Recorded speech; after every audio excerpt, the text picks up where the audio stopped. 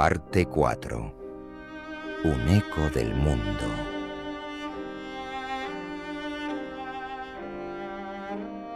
En la última conferencia, vimos la forma en que Jeremías habló la palabra de Dios a su propia época. Vimos cómo él predicó juicio contra una religión meramente externa, contra la apostasía en general y contra pecados específicos: adulterio, mentira e hipocresía. La voz de Jeremías se elevó contra la farsa que su propio pueblo había hecho de la verdad revelada de Dios. Ahora volvemos para examinar no tanto los pecados del pueblo, sino al pueblo en sí. ¿A quién estaba hablando Jeremías? ¿Era solo la gente ordinaria de las aldeas vecinas, a quien acusó de apartarse de Dios? En Jeremías 22, 11 a 12 leemos: «Porque así ha dicho Jehová acerca de Salum, hijo de Josías, rey de Judá, el cual reinó en lugar de Josías, su padre, y que salió de este lugar. No volverá más aquí, sino que morirá en el lugar a donde lo llevaron cautivo, y no verá más esta tierra». Aquí inmediatamente encontramos la predicación de una destrucción total que incluye al rey de la tierra. Jeremías 22, 18 a 19 tiene el mismo énfasis. Por tanto, así ha dicho Jehová acerca de Joacim, hijo de Josías, rey de Judá: no lo llorarán, diciendo: «Ay, hermano mío», y «Ay, hermana», ni lo lamentarán, diciendo: «Ay, Señor, ay, su grandeza». En sepultura de asno será enterrado, arrastrándole y echándole fuera de las puertas de Jerusalén. De este modo, Jeremías habla sobriamente usando un lenguaje figurado muy fuerte. Ya que los hombres se han apartado tanto de él, el juicio de Dios viene sobre esta tierra, en vez de tener el funeral glorioso que los reyes de Judá deseaban tener. Este rey sería enterrado como un asno. ¿Cómo entierra un asno? Lo arrastra fuera de la ciudad, abandona su cadáver, y eso es todo. Tal es el tipo de juicio que viene de Dios sobre la generación que se ha apartado. De nuevo en 25, 9, 11 sentimos el énfasis de una destrucción total. «He aquí enviaré y tomaré a todas las tribus del norte», dice Jehová, «y a Nabucodonosor, mi siervo, y los traeré contra esta tierra y contra sus moradores, y contra todas estas naciones en derredor, y los destruiré, y los pondré por escarnio y por burla, y en desolación perpetua. Y haré que desaparezca de entre ellos la voz de gozo». La generación de Jeremías estaba buscando en todo lugar la voz de gozo, aun donde no había un gozo verdadero. Y Dios dice: «Voy a arrebatarles la voz de gozo». ¿Qué voy a usar como instrumento?, pregunta Dios. Voy a usar una nación que no es mi pueblo, una fuerza militar que no sigue al Dios viviente, y voy a usarlas contra ustedes. Debo decir que cuando oro por mi país y nuestra cultura, no oro por la justicia de Dios. Solo puedo suplicar por su misericordia. Si tuviéramos la justicia de Dios, no tendríamos paz. Podríamos tener una situación como la de Jeremías. ¿Cómo nos atrevemos a orar por justicia sobre nuestra cultura cuando tan deliberadamente nos hemos apartado de Dios y su revelación? ¿Por qué debería Dios bendecirnos? Jeremías fue considerado un traidor porque habló de esta forma, pero es lo que Dios puso en su boca. Sí, ustedes son el pueblo de Dios. Sí, Externamente parece que, en el templo, tienen la religión verdadera, pero no vale nada para mí, y porque se han apartado de mí y de la verdad proposicional que les he dado, voy a enviar un juicio abrumador sobre ustedes. Así que debo decir que para mi generación solo oro por una cosa, la misericordia de Dios. Pero para los días de Jeremías el mensaje de destrucción total continúa. Y los traeré contra esta tierra y contra sus moradores, y contra todas estas naciones en derredor, y los destruiré, y los pondré por escarnio y por burla y en desolación perpetua. Y haré que desaparezca de entre ellos la voz de gozo y la voz de alegría, la voz del desposado y la voz de desposada. Las cosas centrales de la vida van a llegar a su fin, el ruido de molino y la luz de lámpara. Esto es, llevar a cabo actividades comerciales así como el gozo del matrimonio. Toda esta tierra será puesta en ruinas y en espanto, y servirán estas naciones al rey de Babilonia 70 años. Entonces, por supuesto, viene esa promesa maravillosa. Después de 70 años Dios los regresará a la tierra. Pero el mensaje de Jeremías para la generación a la cual predicaba fue destrucción. Cuando Jeremías predicó destrucción, él no estaba hablando en generalidades. Él predicó contra los dignatarios, los líderes de la tierra, quienes estaban alejando a su pueblo de Dios. Así encontramos en Jeremías 8:1. En aquel tiempo, dice Jehová, sacarán los huesos de los reyes de Judá, y los huesos de sus príncipes, y los huesos de los sacerdotes, y los huesos de los profetas, y los huesos de los moradores de Jerusalén, fuera de sus sepulcros. Jeremías dice, estoy hablando contra ustedes, oh reyes. Estoy hablando contra ustedes, oh sacerdotes. Estoy hablando contra ustedes, oh profetas. Jeremías predicó contra los dignatarios quienes habrían sido grandes en la jerarquía natural de esa sociedad y estado, pero que estaban llevando al pueblo por mal camino. Él continúa este énfasis en 13:14.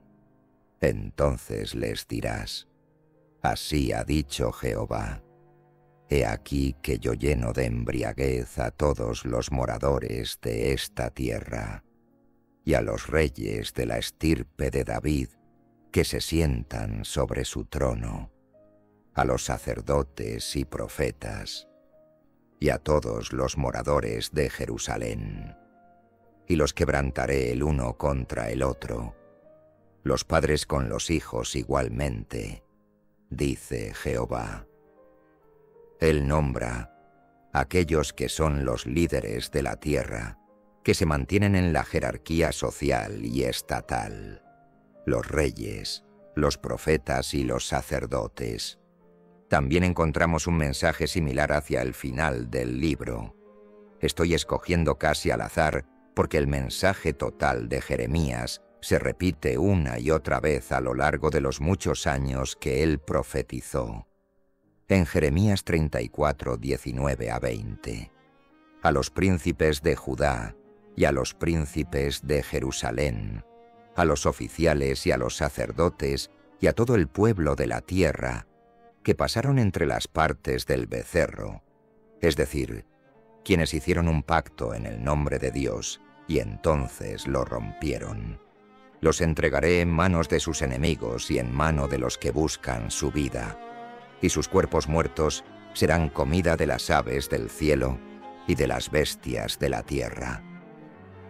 Es fácil predicar esto a la gente común, pero lo que Jeremías hizo bajo el impulso de Dios fue tener el valor para vocalizar y verbalizar la predicación de Dios contra los dignatarios, quienes podrían hacer algo al respecto, Incluso él se atrevió a nombrarlos. Él se atrevió a decir: ustedes nos están llevando por mal camino, y el juicio de Dios está sobre ustedes. Naturalmente, al igual que en nuestros días, tal predicación trae repercusiones de aquellos en el poder, ya sea en la Iglesia o el Estado. Jeremías no solo predicó contra los dignatarios políticos, sino más que contra otros, contra los líderes religiosos que estaban alejando al pueblo de la revelación proposicional de Dios. En Jeremías 2:8, él dice: los sacerdotes no dijeron: ¿dónde está Jehová? Y los que tenían la ley no me conocieron. Y los pastores se rebelaron contra mí, y los profetas profetizaron en nombre de Baal, y anduvieron tras lo que no aprovecha. Y por consiguiente él vuelve aquí y pregunta: ¿los líderes religiosos los están guiando por el camino correcto? Y él dice: no. ¿Deben ser honrados solo porque son líderes religiosos? No, si ellos no predican lo que es verdad. Seguramente esto tiene algo que ver con el mensaje que debemos hablar a nuestro mundo post-cristiano. Debemos tratar a los hombres con amor, debemos tratarlos y hablar con ellos humanamente, pero no debemos bajar el tono de nuestro mensaje. Los líderes religiosos de nuestros días también están llevando al pueblo por el mal camino. No hay nada en la Biblia que quite al hombre de estar bajo el juicio de Dios solo porque es un líder religioso. De hecho, es lo contrario.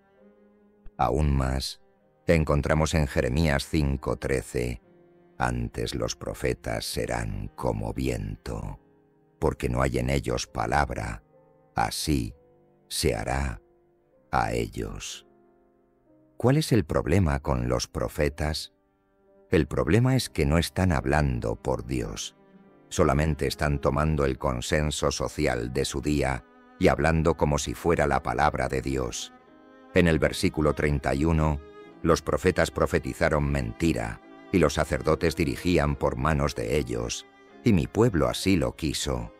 ¿Qué pues haréis cuando llegue el fin?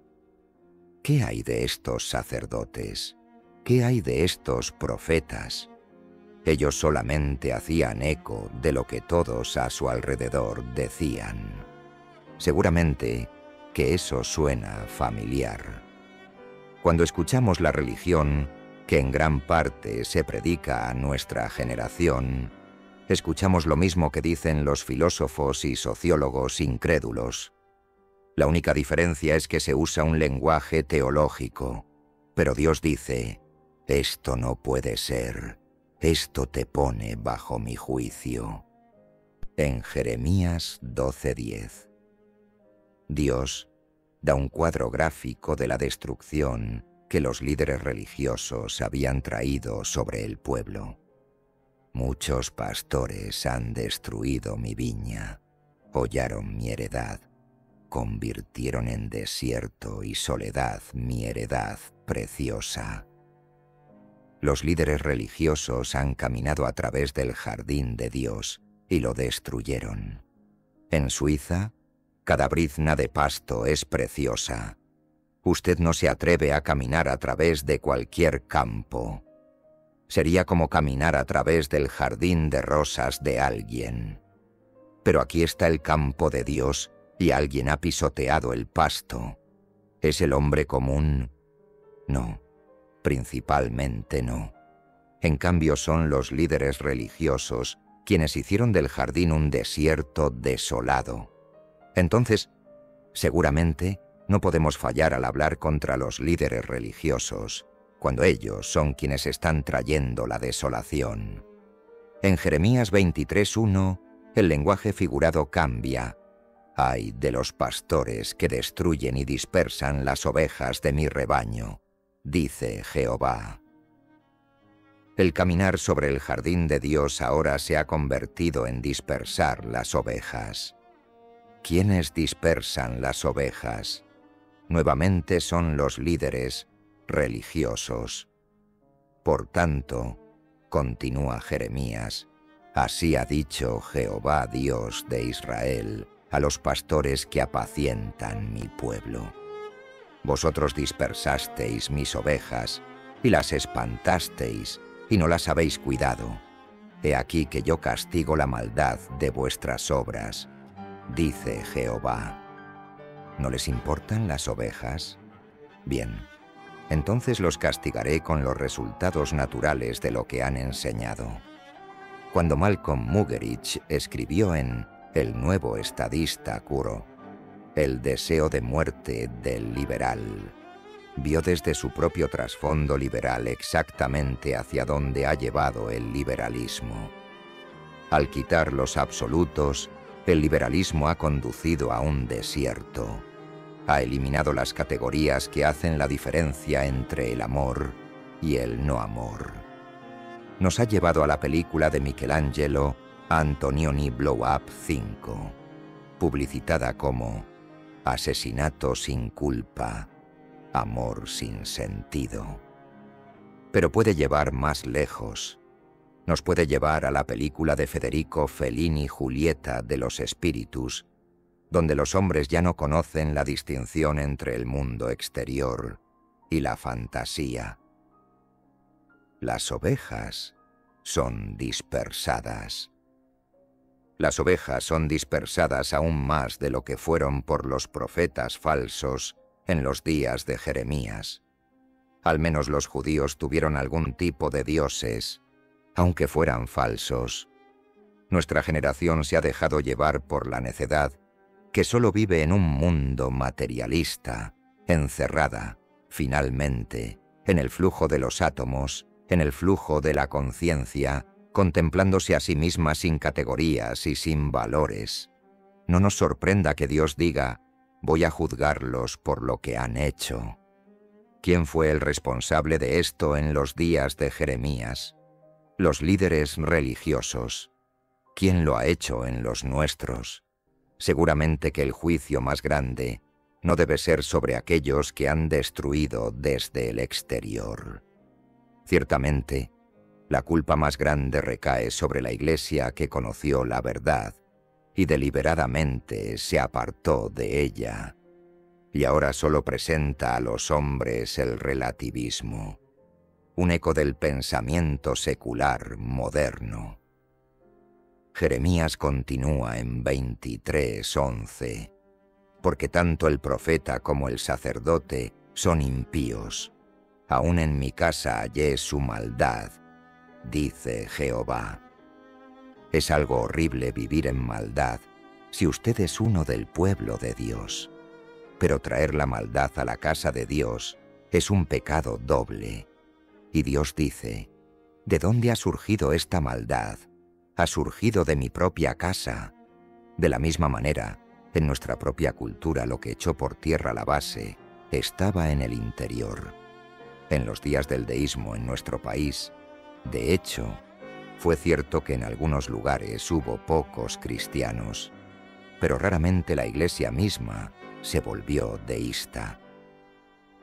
Aunque las iglesias pudieran haber reducido de tamaño, cuando un hombre entraba a la iglesia podía escuchar la verdad. Pero en nuestra generación, cuando los hombres a las puertas de muchas iglesias escuchan, lo que escuchan es no verdad. Aún más, encontramos estas palabras en 23, 13, 16. En los profetas de Samaria he visto desatinos. Profetizaban en nombre de Baal e hicieron errar a mi pueblo Israel. Esto fue en el reino del norte, pero ahora Jeremías da un giro hacia el reino del sur y dice, ¿son ustedes mejores? Y en los profetas de Jerusalén he visto torpezas, cometían adulterios y andaban en mentiras y fortalecían las manos de los malos. ¿Qué es esto? No es ética situacional. Jeremías continúa para que ninguno se convirtiese de su maldad. Me fueron todos ellos como Sodoma, y sus moradores como Gomorra. Por tanto, así ha dicho Jehová de los ejércitos contra aquellos profetas. He aquí que yo les hago comer ajenjo, y les haré beber agua de hiel, porque de los profetas de Jerusalén salió la hipocresía sobre toda la tierra. Y en el versículo 21, no envié yo a aquellos profetas, pero ellos corrían. Yo no les hablé, mas ellos profetizaban. Ellos habían venido y hablado en el nombre de Dios, y habían dicho, Dios dice, pero ellos no tenían la palabra de Dios. Solo han sido sus propias palabras brotando dentro de ellos mismos y haciendo eco de la sociedad que les rodea. Estos hombres vienen y dicen, este es el mensaje de Dios, pero no lo es. Es el mensaje del hombre. ¿Piensa que Dios va a tomar esto a la ligera? Si usted cree que un Dios santo realmente está ahí, ¿cree que Él puede tomarlo a la ligera cuando las personas se extienden sobre la faz de la tierra y se mueven entre el pueblo de Dios y dicen, esta es la palabra de Dios?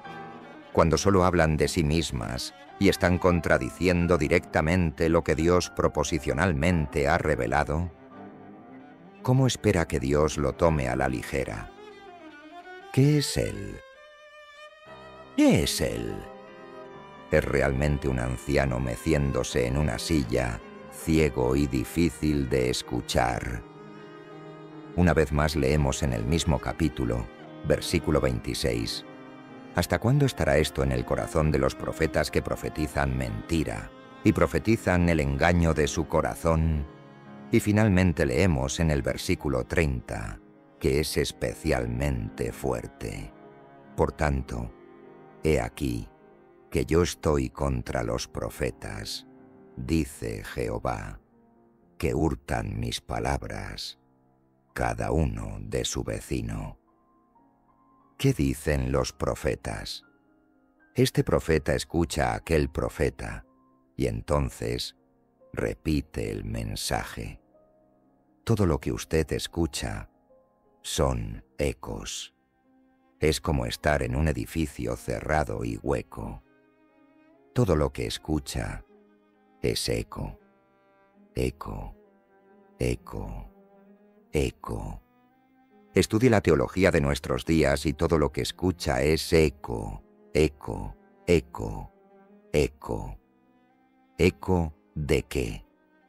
Eco de lo que este hombre dice, eco de lo que aquel hombre dice, de lo que la sociología materialista enseña, de lo que la psicología materialista enseña, de lo que la economía materialista enseña, de lo que la filosofía materialista enseña.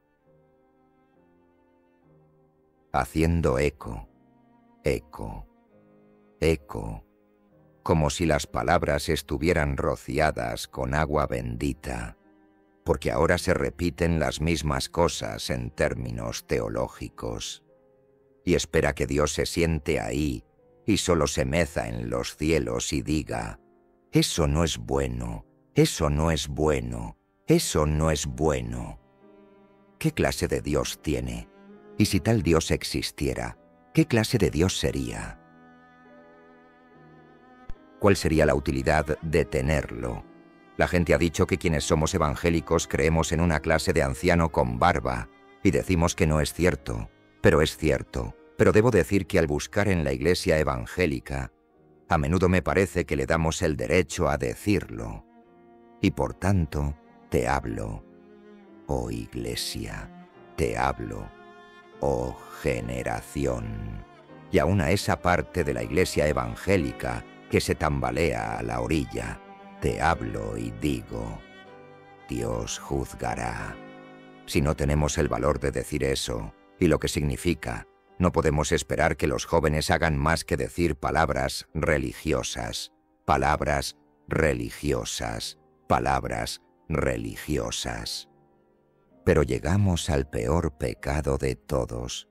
En 6:14 leemos, y curan la herida de mi pueblo con liviandad, diciendo, paz, paz, y no hay paz.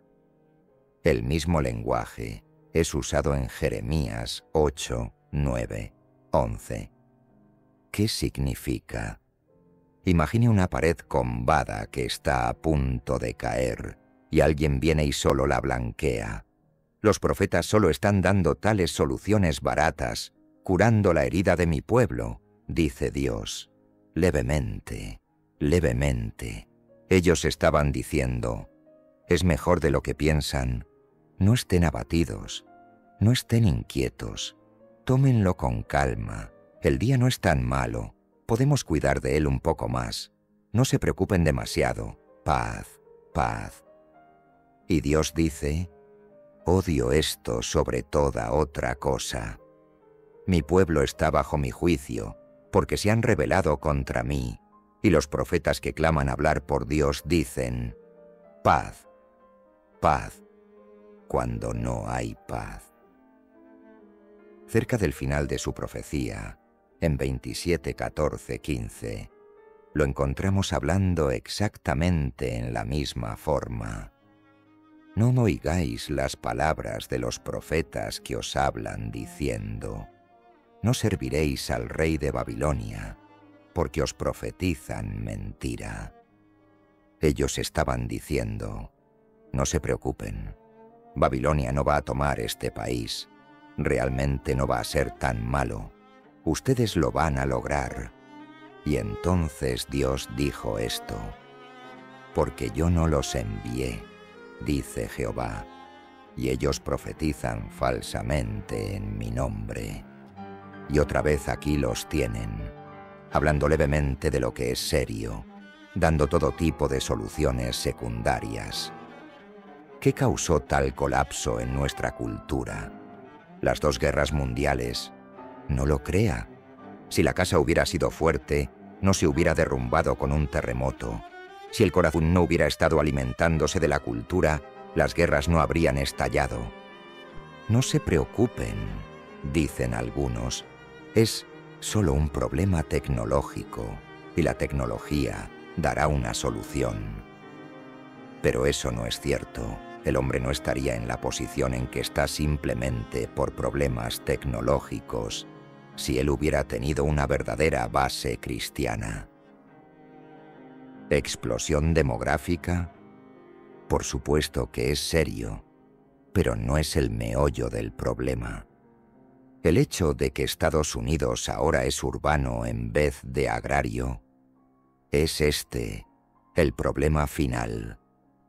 No ver solucionar el problema urbano solo es curar levemente. Usted puede escuchar una y otra vez todo tipo de soluciones secundarias para problemas secundarios.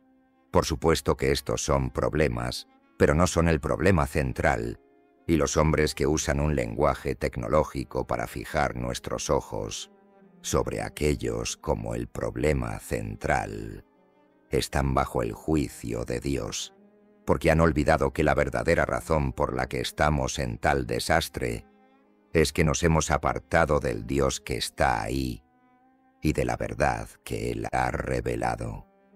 El problema es que la casa está tan corroída que aún los terremotos pequeños la sacuden hasta sus cimientos. Jeremías en 28:1-15 nos da el ejemplo específico de un profeta, Hananías, quien dijo, no se preocupen, todo va a estar bien. Hananías profetizó que en 2 años Dios traería de regreso a los rehenes que habían sido llevados a Babilonia. Pero Dios, hablando a través de Jeremías, dijo, Hananías, no es así. Y no solo no es así, sino que Dios te va a juzgar, porque le estás diciendo al pueblo una mentira. Estás diciendo que no va a estar tan mal cuando, oh pueblo de Dios, dice Jeremías, el problema apenas ha comenzado. De hecho, es algo serio usar el nombre de Dios para decir que las soluciones secundarias pueden curar nuestros problemas cuando el problema real es que la gente se ha apartado de Dios y de la verdad que Él ha revelado en una manera proposicional, verbalizada, respecto a sí mismo. Debemos entender que Jeremías no dijo estas cosas solo a los poderosos en general. Él los llamó por nombre, el rey Manasés. Capítulo 15. Pasur príncipe en la casa de Jehová. Capítulo 20. El rey Sedequías. Capítulo 21. Los reyes Salum, Joacim y Conías. Capítulo 22. Hananías el profeta. Capítulo 28. Y Semaías, que estaba en Babilonia, escribiendo cartas a Palestina. Capítulo 29. La mayoría de estos nombres aparecen en las últimas partes de su profecía. A medida que la situación se hacía más seria, Jeremías no atenuó su mensaje. En cambio, él comenzó a llamar a los grandes por nombre, diciéndoles: «Miren lo que han hecho». Entonces, ¿cuáles fueron los resultados de su mensaje? Tenemos un indicio en Anatot, ciudad natal de Jeremías. Por tanto, así ha dicho Jehová acerca de los varones de Anatot que buscan tu vida, diciendo: no profetices en nombre de Jehová, para que no mueras a nuestras manos. 11:21. Es decir, la gente de su propio pueblo dijo: Jeremías, si no te tranquilizas, vamos a matarte. No queremos tu profecía de juicio. Los sacerdotes, los profetas y el pueblo se le opusieron violentamente. Así en Jeremías 26:8. Y cuando terminó de hablar Jeremías todo lo que Jehová le había mandado que hablase a todo el pueblo, los sacerdotes y los profetas y todo el pueblo le echaron mano, diciendo: de cierto morirás. Y en el versículo 11, entonces hablaron los sacerdotes y los profetas a los príncipes y a todo el pueblo diciendo: en pena de muerte ha incurrido este hombre, porque profetizó contra esta ciudad, como vosotros habéis oído con vuestros oídos. Aquellos de ustedes que intenten ser voceros de la palabra de Dios, en una generación como la nuestra, deben entender que los hombres van a decir: estás suprimiendo el optimismo y, por tanto, vamos a traer contra ti toda la presión que podamos. Hoy, cuando un hombre se para en los países comunistas o totalitaristas y realmente habla del juicio de Dios, obtiene el mismo tratamiento que Jeremías. Incluso en Occidente, los resultados son similares. Los hombres dicen: usted está en contra de nuestra cultura, está en contra de la unidad de nuestra cultura, está en contra del optimismo de nuestra cultura, y vamos a hacer todo lo que podamos en su contra. Nuestra cultura puede hacer poco si solo predicamos un mensaje positivo, pero si somos fieles y también predicamos juicio en el Estado o en la Iglesia, el resultado será el mismo que con Jeremías.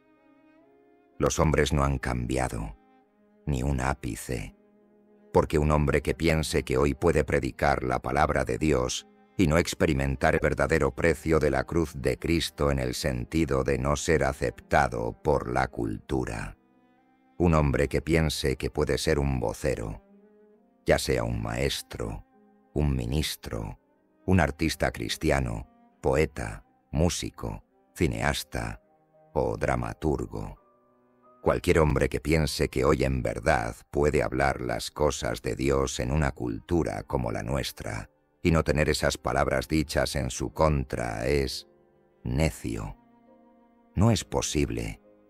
No es posible si uno es vocero con su música o con su voz, si uno ejecuta un instrumento o habla tras un púlpito, si uno escribe un libro o pinta un cuadro. Pensar que uno puede dar el mensaje cristiano y no tener al mundo, con su monolítica cultura post-cristiana, haciendo presión sobre nosotros, es no entender la fiereza de la batalla en los días de Jeremías o en los nuestros. En Jeremías, 36, 22, 24, encontramos lo mismo. Los sacerdotes, los profetas y el pueblo se levantan contra el mensaje. Y el rey estaba en la casa de invierno en el mes 9, y había un brasero ardiendo delante de él. Cuando Jehudí había leído 3 o 4 planas, lo rasgó el rey con un cortaplumas de escriba y lo echó en el fuego que había en el brasero, hasta que todo el rollo se consumió sobre el fuego que en el brasero había, y no tuvieron temor. Y Jeremías está pasmado, que ellos puedan tomar la palabra de Dios, cortarla con un cuchillo, arrojarla al fuego y quemarla hasta que el mensaje esté consumido totalmente. Y él dice con asombro: y no tuvieron temor, ni rasgaron sus vestidos el rey y todos sus siervos que oyeron todas estas palabras. Este es un cuadro exacto de nuestra propia generación. Hoy los hombres quizás no quemen la Biblia, ni la Iglesia Católica Romana la ponga en la lista de libros prohibidos, como una vez hizo. Pero los hombres la destruyen en la forma de exégesis. Ellos la destruyen en la forma como tratan con ella. La destruyen al no leerla como está escrita en su forma literaria normal, al ignorar la exégesis histórico-gramatical, al cambiar la propia perspectiva que la Biblia tiene de sí misma como revelación proposicional en tiempo-espacio, en la historia. Jeremías supo que, aunque ellos lo odiaban personalmente, básicamente ellos estaban levantando sus voces contra Dios, quien había dado el mensaje. En nuestra generación es lo mismo. Les diría a quienes se llaman a sí mismos cristianos creyentes en la Biblia, que si ven la palabra de Dios mutilada como lo es en nuestros días y no son movidos a lágrimas e indignación, me pregunto si aman a Dios. Deberíamos llenarnos de asombro y sorpresa que los hombres se atrevan a tratar así la palabra de Dios. Es bueno recordar que todo esto es una exégesis extendida de Romanos 1, 21 a 22. Pues habiendo conocido a Dios, no le glorificaron como a Dios, ni le dieron gracias, sino que se envanecieron en sus razonamientos, y su necio corazón fue entenebrecido. Profesando ser sabios, se hicieron necios. Jeremías vio hombres quemando la palabra de Dios y dijo: ¿no entienden lo que va a pasar? Van a ser llevados a Babilonia. Dios va a juzgarlos. Si nosotros como cristianos creyentes en la Biblia podemos ver la palabra de Dios, la comunicación proposicional, verbalizada de Dios, tratada como muchas iglesias la tratan, y no somos llenos de dolor e indignación, y no clamamos, pero no se dan cuenta del fin de eso, solo me pregunto, ¿amamos a Dios? ¿Y amamos su palabra? ¿Realmente creemos que Él existe? Si luchamos nuestras batallas filosóficas, nuestras batallas artísticas, nuestras batallas científicas, nuestras batallas en sociología, nuestras batallas en psicología, nuestras batallas en la literatura, nuestras batallas en el teatro, fríamente sin un involucramiento emocional. ¿Realmente amamos a Dios? ¿Cómo podemos estar sin ser conmovidos como Jeremías lo fue? ¿Cómo podemos hablar de juicio y no estar como el profeta llorón con lágrimas?